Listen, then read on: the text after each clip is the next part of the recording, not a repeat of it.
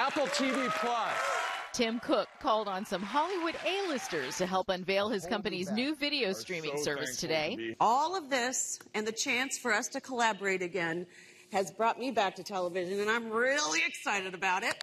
Aniston and others talked about their new projects for the ad-free service. I love Circles, by the way. Which will debut this fall, but no details yet on price, as Apple goes head-to-head with Netflix, Amazon, and others. This is obviously a way of trying to get us sort of hooked on Apple, not just as a maker of phones, but as a maker of entertainment and other services. Apple also introduced a news subscription service, Apple News Plus. We've got magazines for just about every passion. More than 300, and a few newspapers, including the Los Angeles Times and the Wall Street Journal.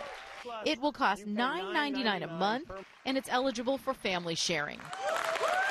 A gaming subscription service, Apple Arcade, was also unveiled, as well as a credit card called Apple Card that offers daily cash back. No late fees, no annual fees, no international fees, and no over-limit fees. The question for Apple is whether this new array of services, they're in a billion pockets, y'all, a billion pockets, will pay dividends.